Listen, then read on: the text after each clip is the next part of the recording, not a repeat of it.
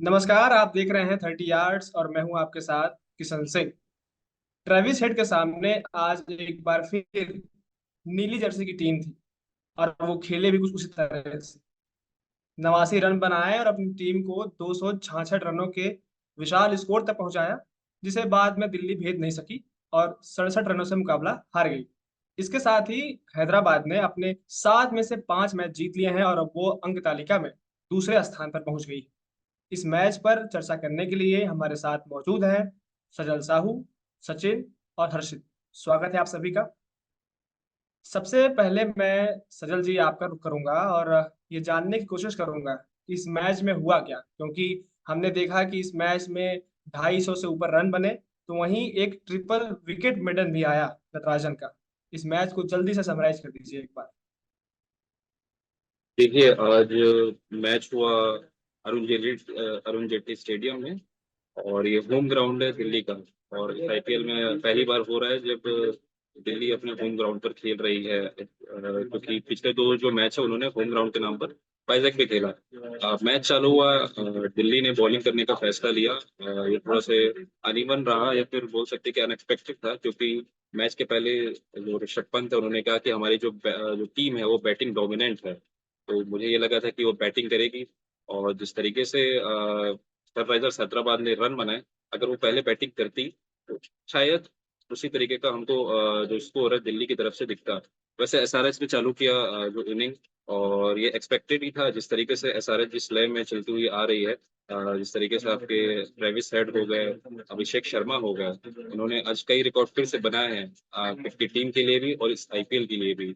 तो मुझे नहीं लगता कि अब ये सनराइजर्स हैदराबाद है वो 300 से नीचे अब मानने वाली है, क्योंकि पिछले मैच में इन्होंने कहा था कि हम 300 का टारगेट स्कोर करेंगे, जो कि आज होने भी वाला था। बस कुलदीप यादव की जो बॉलिंग थी दिल्ली की तरफ से, और अक्षर पटेल की, वो यहाँ पर 300 जो रन बनाने वाले टारगेट उसके कलर डाल दिया। नहीं तो मुझे लगता है कि 300 से ज्यादा भी रन बन सकते थे। तो वही अगर बात की जाए मिडिल ऑर्डर की इनकी, तो नीतीश कुमार रेड्डी और आपके शहबाज अहमद ने काफी अच्छा संभाला। बीच में जब विकेट गिर गए थे, और ये शायद मेरे ख्याल से 10वें या 11वें ओवर में बैटिंग कर रहे थे, तो वहां से धीरे धीरे करके इनिंग को फिर से बिल्डअप किया और आखिरी में आकर एक अच्छा समराइज किया स्कोर को। तो अगर दिल्ली कैपिटल्स की बात की जाए, तो दिल्ली कैपिटल्स ने भी एक अच्छा जो वो है आपका स्टार्ट दिया हुआ था। और एक टाइम पे ऐसा था 7वें 8वें ओवर तक की जो रन रेट जो रिक्वायर्ड था उससे ऊपर चल रही थी। लेकिन उसके बाद जब विकेट गिरते गए, तो जो ऋषभ पंत है वो भी आए। और ऋषभ पंत आज जिस तरीके से वो खेलते हुए नजर आए हैं, मुझे नहीं लगता कोई प्रॉपर T20 बैटिंग है, क्योंकि ये अगर 44 रन बनाए 35 बॉलों पर, अगर 5-6 बॉल पहले अगर देखा जाएगा, तो वो उनके जो रन है और जो बॉल है ऑलमोस्ट रन बॉल थे। तो मुझे लगता है यहाँ पर प्रेशर आ गया था उनके ऊपर इतना बड़ा स्कोर देखते हुए, लेकिन मुझे लगता है कि दिल्ली आज उस स्कोर तक पहुंच सकती थी आसपास। जी बिल्कुल।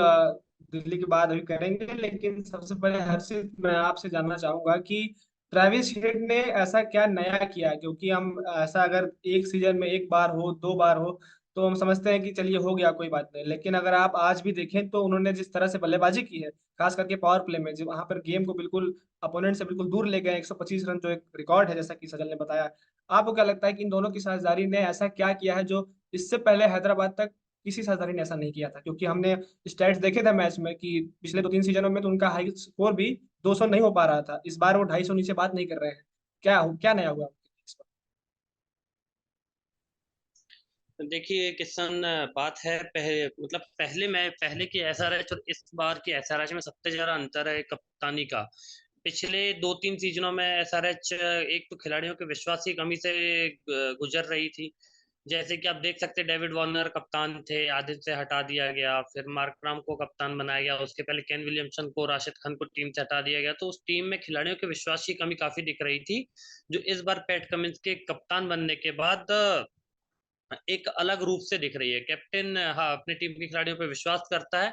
और ऑस्ट्रेलियन कैप्टन्स की बात करी जाए तो ऑस्ट्रेलियन कैप्टन्स अपने खिलाड़ियों को जाके फ्री होकर खेलने का एक मौका देते हैं। वो चाहे ऑस्ट्रेलियन टीम में आप देख लो, चाहे जब वह कोई ऑस्ट्रेलियन टीम का कप्तान जब किसी आईपीएल टीम की कप्तानी करते दिखता है, तो आपको वही चीज नजर आएगी। और जिस तरीके के ऑस्ट्रेलियन खिलाड़ी इस बार परफॉर्मेंस कर रहे हैं, आप फ्रेशर को देखा है जो अभी दिल्ली के लिए खेले, उन्होंने भी उस तरीके की बेबाक बल्लेबाजी की। ट्रेविस हेड भी वही उसी तरीके की बल्लेबाजी कर रहा है। ट्रेविस हेड लगातार कर रहा है बल्लेबाजी करते हैं, और एक कॉन्फिडेंस, मतलब कॉन्फिडेंस उनका इस लेवल पे है। जब उनसे पूछा गया कि मतलब आज उनका बयान था कि 287 बना रहे हैं, मतलब आपको किस चीज की कमी लग रही है अपनी बैट, उन्होंने कहा कि मैं स्कोरबोर्ड पे 300 देखना चाह रहा हूँ। तो एक 3 वहां पे होना चाहिए। तो ये कॉन्फिडेंस है जिस तरीके से खिलाड़ी का है, अब वो एक कप्तान दे सकता है, और खुद का विश्वास। तो मुझे लग रहा है ट्रेविस हेड जिस तरीके से वर्ल्ड टेस्ट चैंपियनशिप में इंडिया के खिलाफ बल्लेबाजी की थी, वर्ल्ड कप फाइनल में की थी, तो मतलब एक फेवरेट डेस्टिनेशन के लिए इंडिया बनता जा रहा है। और उस जिस तरीके का कॉन्फिडेंस अपनी बल्लेबाजी पे ला रहे हैं, और कप्तानी की सहूलियत और टीम का विश्वास, ये सब चीजें मददगार साबित हो रही हैं एसआरएच के लिए। इस बार उनका पूरा जो कैंप है, वो एक अलग विश्वास पे, एक अलग कॉन्फिडेंस से मतलब सामने आ रहा है। तो यह मुझे लग रहा है कि जी बहुत बड़ी चीज है इनकी अच्छी बल्लेबाजी के पीछे। जी। बल्लेबाजों के इस आईपीएल में हम अब बात गेंदबाजों की भी करेंगे। सचिन जी, मेरा आपसे ये जानने का प्रयास रहेगा कि इतने रन बने, लेकिन कुलदीप यादव भले ही उन्होंने 4 ओवर में 55 रन दिए हो, लेकिन कहीं ना कहीं ये जो मैच अगर जीवित रहा है तो उन्हीं की वजह से रहा है, क्योंकि उन्होंने अगर 4 विकेट नहीं निकाले होते उस समय पर तो कहीं ना कहीं हम जो हर्षित ने बात की 300 रन की, तो आज हम 350 भी दे सकते थे, क्योंकि जिस तरह से बल्लेबाजी कर रहे थे। क्या आपको लगता है कि जिस गुड लेंथ पे उन्होंने ज्यादातर गेंदबाजी की है और अपने 3 विकेट वहां पे हासिल किए हैं, वर्ल्ड कप आ रहा है और जिस तरह से आज बाकी लोग मार खाए हैं और इतना जिगरा दिखाया है, क्या आपको लगता है अपना जो स्थान है वहां भी वो एक उनकी नजर थी, और उस इस परफॉर्मेंस के बाद आपको लगता है कि भारतीय टीम उनकी तरफ जरूर देखेगी? देखिए, मैं कुलदीप यादव की बात तो करूंगा करूंगा, मैं साथ में अक्षर पटेल की बात भी करूंगा, क्योंकि आज जिस तरीके से जी बॉलर जी, रन मैं खा उन पे रहे भी थे आऊंगा, लेकिन वहां। अभी पहले कुलदीप ने हाँ शुरुआत की हाँ। थी तो मैं उनसे। जी देखिए, हाँ, कुलदीप, मैं अगर और गेंदबाजों के मुकाबले देखूं तो कुलदीप की लाइन लेंथ काफी अच्छी रही है, क्योंकि देखिए अगर वही ललित यादव की बात करें, शुरुआत में आए उन्होंने, मुझे लगता है कि स्पिनर्स को एक गुड लाइन पे बॉल करनी चाहिए, बट उनकी अगर आप लाइन ऑन लाइन देखें तो उन्होंने काफी शॉर्ट पिच डाली बॉल, जो स्पिनर के लिए मुझे नहीं लगता कि ठीक रहती है। पर पहले ओवर ही पावर प्ले में करने आए, और उन्होंने ट्रेविस हेड को जिस तरीके से गेंदबाजी की, तो मुझे नहीं लगता है कि ऐसे स्पिनर को ही गेंदबाजी करनी चाहिए, क्योंकि देखिए उनका शॉर्ट शॉर्ट पिच पे काफी अच्छा खेलते हैं, और बिल्कुल ही हाफ क्रीज पर अगर बॉल डाल रहे हैं, तो ये बहुत बड़ा कारण था। और बाकी देखिए कुलदीप यादव की गेंदबाजी से मैं काफी प्रभावित हुआ हूँ, क्योंकि ऐसी पिच जो बल्लेबाजी के लिए बिल्कुल मतलब ऐसी दिख रही थी कि 300 लग सकते हैं, कहीं ना कहीं कुलदीप यादव का अहम रोल रहा, 300 और 350 नहीं जाने दिया, वरना अगर ट्रेविस हेड और अभिषेक शर्मा आउट नहीं होते तो मुझे लगता है कि आज हम इसको 300 350 तक देख सकते थे। जिस हिसाब की बल्लेबाजी हो रही थी, पावर प्ले में 125 रन थे, पर कुलदीप यादव ने जो बेबाक गेंदबाजी की है, उसी के दम पर कहीं ना कहीं आज इतना बड़ा स्कोर रोकने में दिल्ली कामयाब रही। जी। अब आप अक्षर पटेल के बारे में जल्दी से बताइए कि उन्होंने मतलब ऐसा क्या किया कि 4 ओवर में महज 29 रन दिए और 7 की इकोनॉमी से रन दिए, जब बाकी लोग 10, 13, 15, कोई 25 भी जा रहा था। तो ऐसे में जो इतनी खतरनाक बल्लेबाजी क्रम है, जब क्लासेन को उन्होंने बोल्ड किया था, वहां से मोमेंटम चेंज होना शुरू हुआ, क्योंकि उस समय तक बिल्कुल अनस्टॉपेबल लग रहे थे। देखिए, अक्षर पटेल ने आज गुड लेंथ पर अच्छी गेंदबाजी की है, क्योंकि उन्होंने आज उनके 4 ओवर के कोटे देखेंगे तो उनकी ज्यादातर गेंदें गुड लेंथ पे रही हैं, और जो वेरिएशन रहा उनका, उन्होंने गेंदों में वेरिएशन भी करा है, कहीं ना कहीं देखिए बॉलिंग में गति में भी मिश्रण करा है, तो वो मेन रीजन रहा उनकी आज अच्छी प्रदर्शन का। और बाकी स्पिनर से देखें तो कहीं देखिए हैदराबाद के खेमे में भी स्पिनर सब पिटे हैं, तो आज अक्षर पटेल की गेंदबाजी अच्छी रही है, क्योंकि उन्होंने मिश्रण किया, और जो गुड लेंथ थी उन्होंने उसको पकड़ के गेंदबाजी की। क्लासेन को भी देखिए उन्होंने गुड लेंथ पर आउट करा, तो कहीं ना कहीं देखिए वो भी मेन एक पॉइंट था जो हैदराबाद बड़ा स्कोर नहीं बना पाई। तो आज कुलदीप यादव और अक्षर पटेल की गेंदबाजी की तारीफ की जानी चाहिए, और कहीं ना कहीं देखिए अगर ये दोनों वर्ल्ड कप में शामिल होते हैं तो ये भारतीय टीम के लिए अच्छी बात रहेगी। जी ठीक है। सजल जी, ये बताइए, जब दिल्ली कैपिटल्स अपना रन चेज कर रही थी तो शुरुआत उनको बड़ी जबरदस्त मिली थी, लेकिन उसी में एक जो छोटी सी बात अगर मिस ना हो तो हम डेविड वार्नर की बात करेंगे कि उतना शानदार उनका परफॉर्मेंस आज नहीं रहा है। और ये नई बात नहीं है, वो लगातार उतना अच्छा परफॉर्मेंस नहीं देते हैं अगर बड़े रन चेज की बात करें तो। कैसे देखेंगे? क्या आपको लगता है कि आज मौका था कि जो मैगर है उनको ऊपर लाने का और ऊपर लाने का, क्योंकि जिस तरह से उन्होंने खेला लास्ट में? ये देखिए, अगर डेविड वार्नर की बात की जाए तो अगर उनके मेरे पास आंकड़े होंगे, जैसे अभी तक जितने भी मैच खेले हैं, उसमें उतना कोई खास नहीं कर पाया। अगर सीएसके की बात की जाए तो उसे 50 बनाया है, और वही राजस्थान में भी करीब 39 रन बनाए थे। लेकिन देखिए, डेविड वार्नर है ऑस्ट्रेलिया के बैट्समैन, और अपने एग्रेसिव नेचर के लिए जाने जाते हैं। उनको ऑस्ट्रेलिया में ये भी कहा जाता है कि वो एक पॉकेट डायनामाइट है, क्योंकि जिस तरीके से वो बल्लेबाजी करते हैं, अपनी ऑस्ट्रेलिया की टीम को एक एग्रेसिव स्टार्ट देते हैं। तो दिल्ली कैपिटल्स ने इनको भी इसी एक कैरेक्टर के लिए खरीदा हुआ है कि यार आप आपकी जो टीम है उसको आगे बढ़ाइए। और जैसे कि आपने बात की कि अगर ट्रेविस हेड और डेविड वार्नर के भी देखा जाए, दोनों ऑस्ट्रेलिया के बल्लेबाज हैं, और मुझे लगता है कि डेविड वार्नर के ऊपर शायद ये एक बैक ऑफ द माइंड हो सकता है कि यार, और शायद डेविड वार्नर ने अभी टी20 से वो नहीं लिया है ना, संन्यास नहीं लिया हुआ है मेरे ख्याल से, नहीं नहीं, वर्ल्ड अगर कप मैं सही खेलेंगे, हूँ एक तो। आखिरी वर्ल्ड हाँ, कप। ठीक है। तो उनके बैक ऑफ द माइंड मुझे ये लगता है कि जिस तरीके से ट्रेविस हेड आपके बल्लेबाजी कर रहे हैं, तो मुझे लग रहा है कि डेविड वार्नर पर खतरा है। और और अगर बात करें साइकोलॉजी के लिए बहुत ज्यादा इफेक्ट पड़ता है कि यार आपका जो टीममेट है वो परफॉर्म करे और आपकी जगह है। और मुझे नहीं लगता कि जो एफएमसीजी है, जैसे कि आज मैंने उनका शॉर्ट फॉर्म देखा, ये जेक फ्रासर मैकगर, उनका जो कि मैं प्रोनाउंस नहीं कर पाता, तो एक एफएमसीजी करके इनका शॉर्ट फॉर्म है, उन्होंने अच्छा खेला। और मुझे लगता है कि नहीं, उनको नीचे ही आना चाहिए, क्योंकि देखिए अगर आप डेविड वार्नर को हटाते या फिर कहीं और रिप्लेस करते, तो मुझे नहीं लगता कि वो उतने ज्यादा इफेक्टिव साबित होंगे। अगर वो ओपनर में ही जाते हैं तब ठीक है। अगर मान लीजिए आपके पास है मिचेल मार्श है, जो अभी नहीं है, बाहर हो गए हैं। मिचेल मार्श अगर आते तो आप डेविड वार्नर की जगह ट्राई कर सकते हैं। लेकिन मुझे नहीं लगता कि जो मैकगर्क है उनको ऊपर या नीचे करिए। उनकी जो तीसरे नंबर की जो ये बल्लेबाजी करना है वो मुझे सही लग रहा है। ठीक है।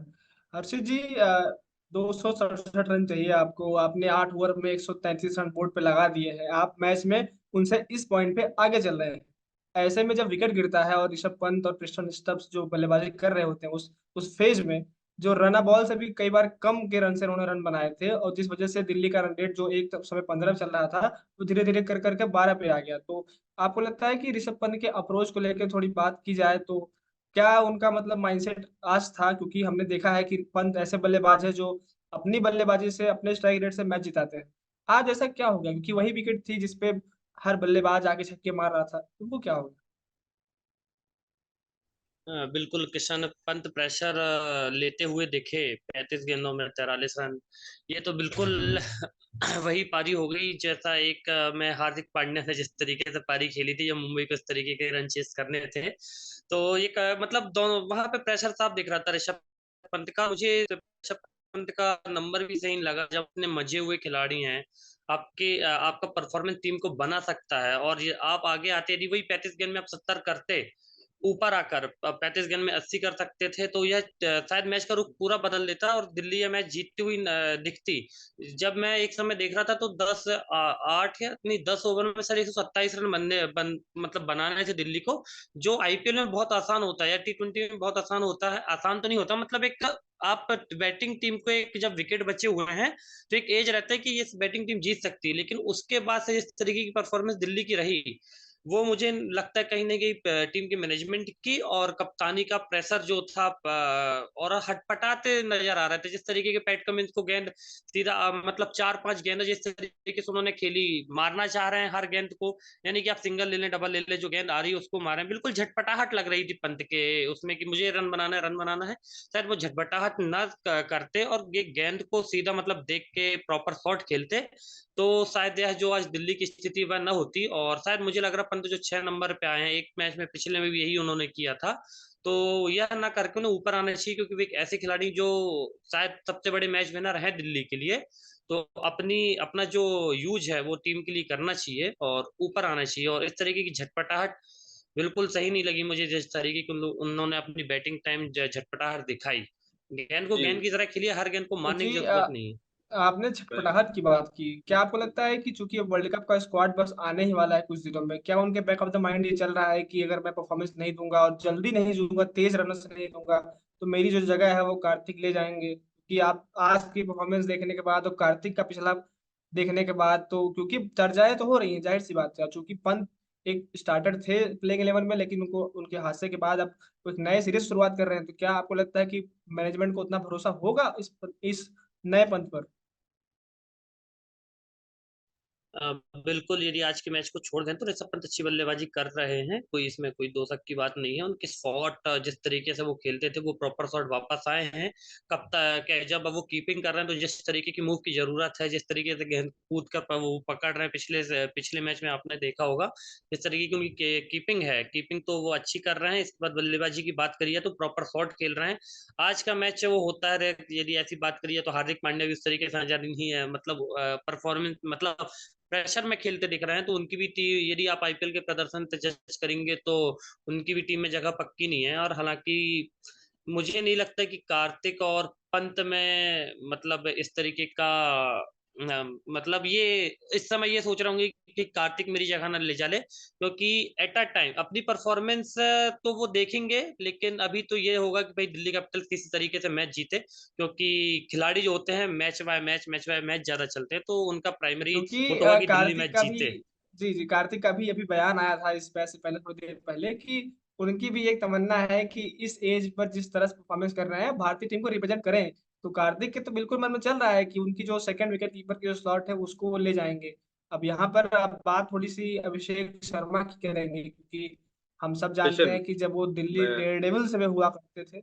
मैं जी वो ऋषभ पंत वाले में मतलब कुछ ऐड करना चाहता हूँ कि जी आपने अगर पिछला मैच उठाकर देखेंगे और जब भी दिल्ली कैपिटल्स ने 200 से ऊपर रन कंसीड किए हैं तो आप हमेशा ऋषभ पंत का जब भी मैच है तो उनका चेहरा देखें, मतलब काफी ज्यादा वो प्रेशराइज दिखते हैं ना, शिकन होती है।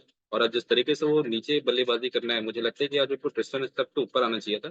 हालांकि ये भी बोला जा सकता है कि ट्रिस्टन स्टफ को इसलिए भेजा होगा क्योंकि वो फायरी अंदाज में खेलते हैं, लेकिन मुझे लगता है कि ऋषभ पंत को आज ऊपर आना चाहिए था। तो कहीं ना कहीं वो प्रेशर ले रहे खुद के लिए, वर्ल्ड कप को लेकर भी है और इस आईपीएल को लेकर भी है। लेकिन उनका जो बैक ऑफ द माइंड जो भी चीजें चल रही है वो आईपीएल, उनके जो दिल्ली कैपिटल्स उसको तो झेलना पड़ ही रहा है।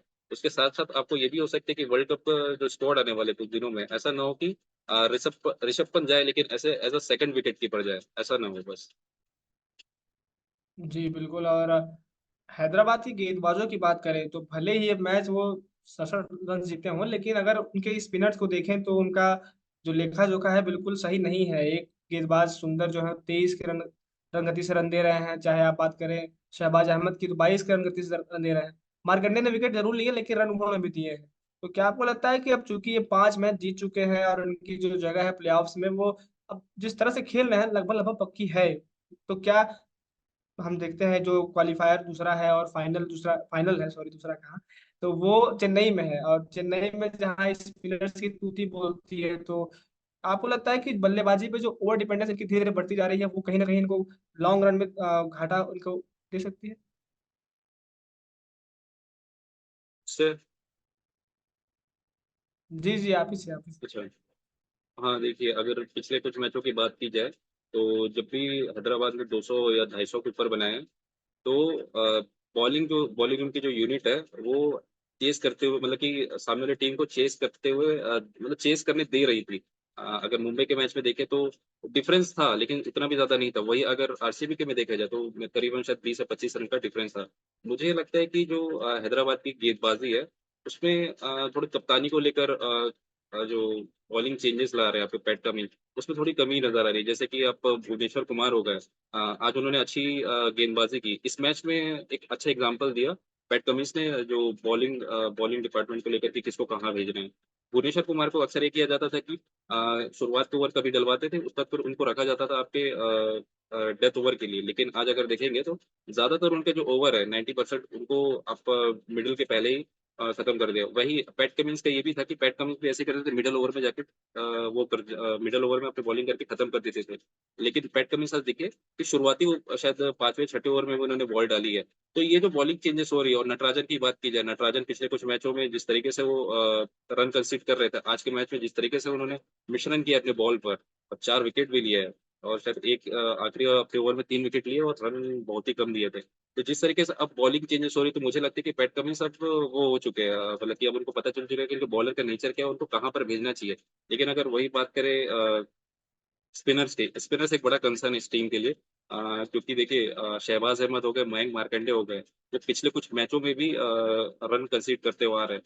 तो ये थोड़ा एक एरिया ऑफ कंसर्न है। तो वही, लेकिन मुझे लगता है कि जैसे कि आपके पास वॉशिंगटन सुंदर है और नीतीश कुमार रेड्डी है, तो उस उसके लिए आप कंपेंसेट कर सकते हैं। जिस तरीके से आज नीतीश कुमार रेड्डी को लाया गया, क्योंकि आपके स्पिनर ज्यादा मार खा चुके हैं, जिस तरीके से नीतीश रेड्डी को लाया गया कि इनके ओवर कंपेंसेट करने के लिए, तो उन्होंने विकेट ला के भी दिए। तो मुझे लगता है कि ऑप्शन है इनके पास और भी लाने के लिए बॉलर।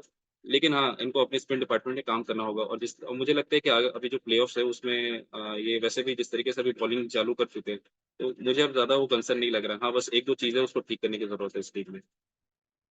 ठीक है। सचिन जी, ये बताइए, हम ट्रेविस हेड की इतनी बातें करते हैं, लेकिन उनके इस परफॉर्मेंस के पीछे कहीं ना कहीं हाथ अभिषेक शर्मा का भी रहा है, क्योंकि जिस तरह से वो सपोर्ट करते हैं। आज भी देखिए आप, वो 46 रन बनाए 12 गेंदों में। आपको लगता है कि भारतीय ओपनिंग स्पॉट के लिए भी अपना ऑडिशन दे रहे हैं? क्योंकि अब बात तो करनी पड़ेगी ना।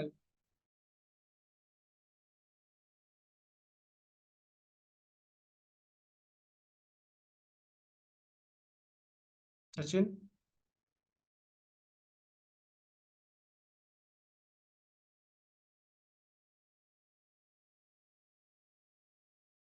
सचिन, आपका माइक बंद है। आपकी आवाज नहीं आ रही सचिन, माइक में है आपका। हाँ, देखिए अभिषेक शर्मा की मुझे लगता है कि तारीफ बनती भी है जितनी हम ट्रेविस हेड की करें, क्योंकि देखिए कहीं ना कहीं ट्रेविस हेड की मैं कहूँ कि इस बल्लेबाजी के पीछे कारण अभिषेक शर्मा ही है। क्योंकि देखिए जब तक आपको अगर ओपनर, आपके साथी ओपनर का साथ नहीं मिलेगा, तो आप उस तरीके से खुल के बल्लेबाजी नहीं कर पाएंगे। क्योंकि अगर ऐसे सिचुएशन में ये होता है कि ट्रेविस हेड रन बना रहे हैं पर अभिषेक शर्मा रन नहीं बनाते हैं, तो उसका देखिए जो प्रेशर होता वो कहीं ना कहीं ट्रेविस हेड पर दिखाई देता। पर एसआरएच की बल्लेबाजी क्रम में ऐसा नहीं है। दोनों ओपनर्स आते हैं शुरुआत में, पावर प्ले का बेहतरीन फायदा उठाते हैं। और ये भले ही आज की मैच की बात ना हो, उससे पहले भी देखिए पिछले मैच में भी देखा गया है कि तो दोनों बल्लेबाजी बेहतर तरीके से कर रहे हैं।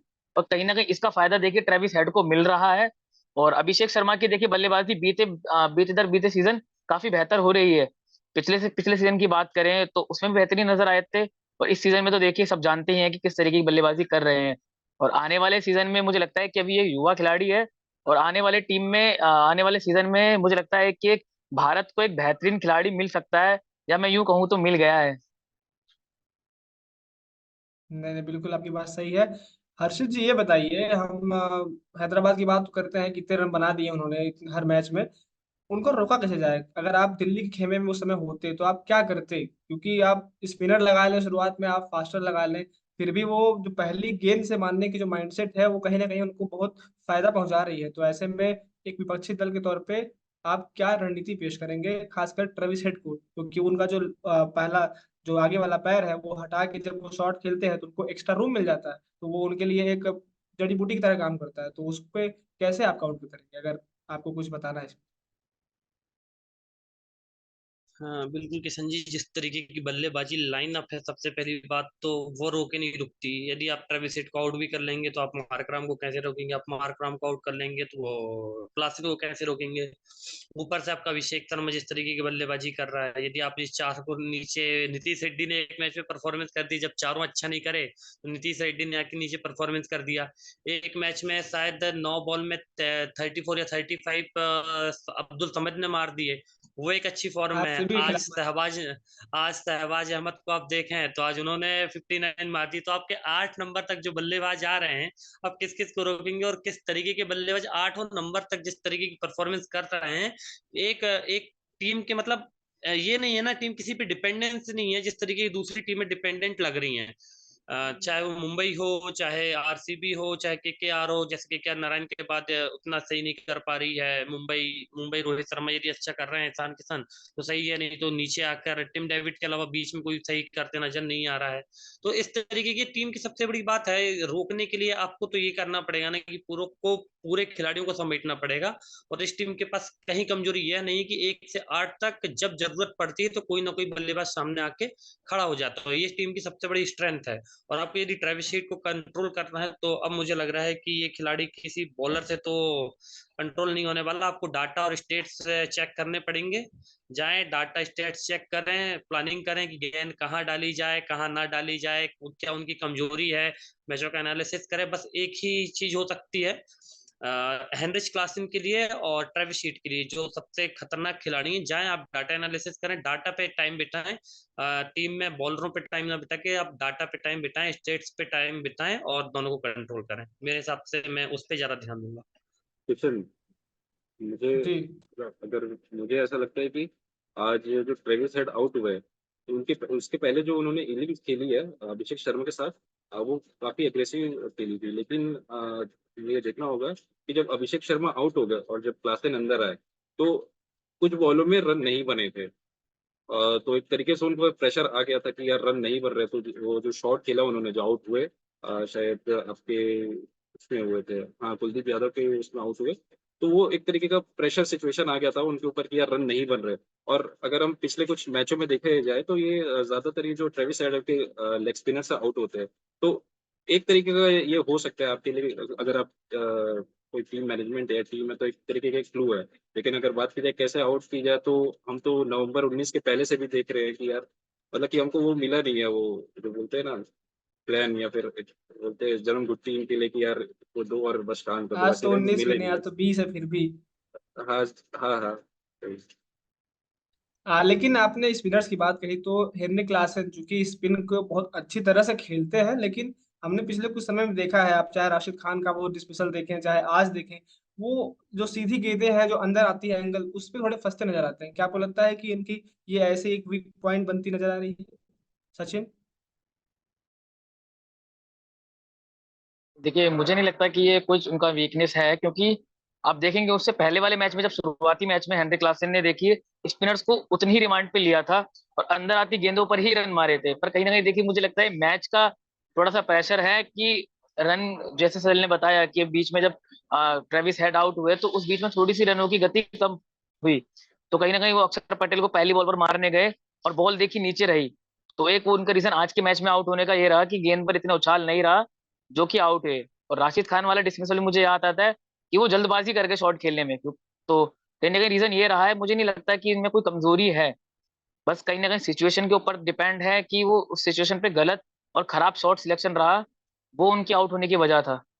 तो मुझे नहीं लगता कि कोई शॉट सिलेक्शन या फिर कोई उनपे गेंदबाजी में कोई समस्या है उनकी जी बिल्कुल। आप सभी का समय अब हमारे पास खत्म होने वाला है, तो अब इस चर्चा में हमारे साथ जुड़ने के लिए बहुत बहुत धन्यवाद आपका। आप देख रहे 30 आवर्स, इस एपिसोड में फिलहाल के लिए इतना ही। धन्यवाद।